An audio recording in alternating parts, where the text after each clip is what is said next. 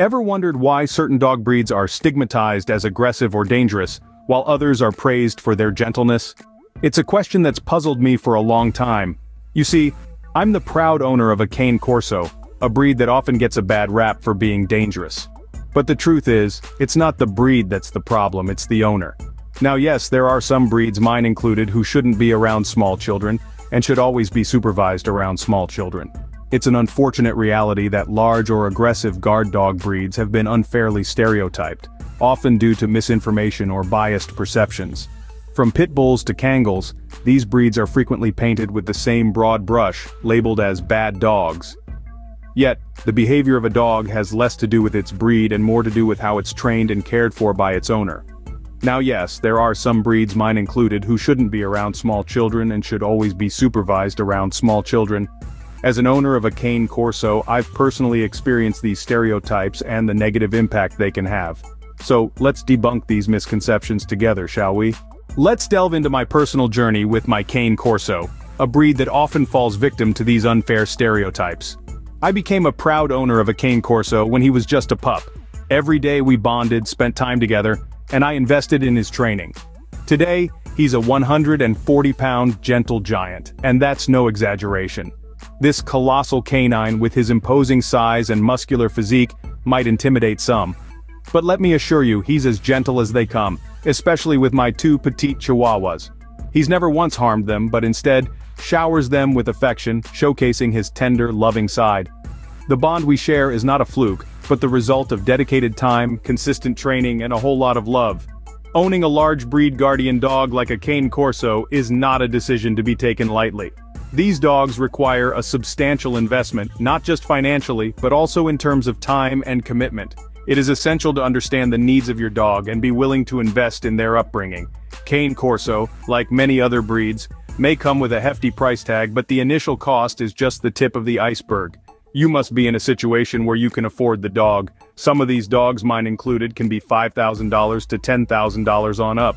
And that's just the initial upfront cost. You have to spend thousands of dollars on training, thousands on vet bills and feeding them, having the right harness and leash, toys, etc.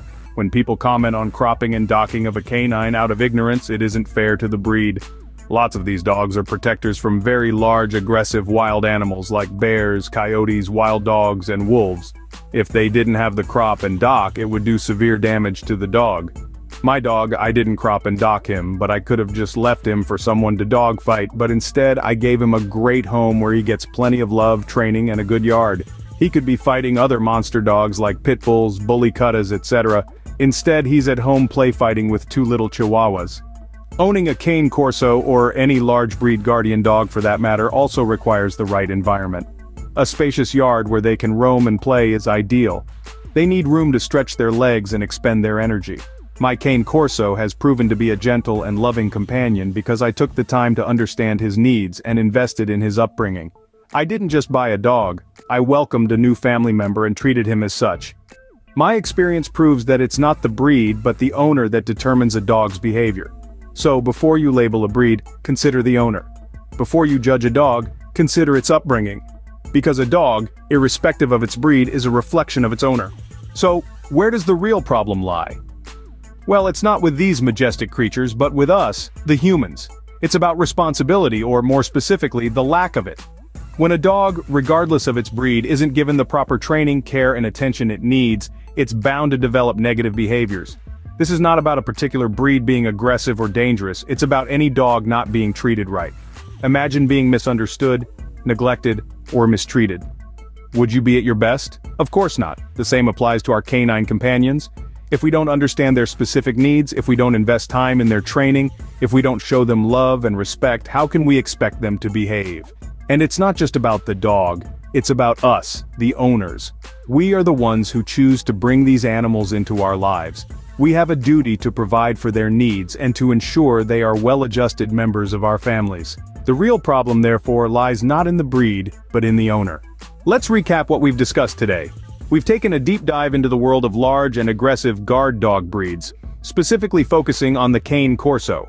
We've debunked the unfounded stereotypes that unfairly categorize these breeds as inherently bad or dangerous.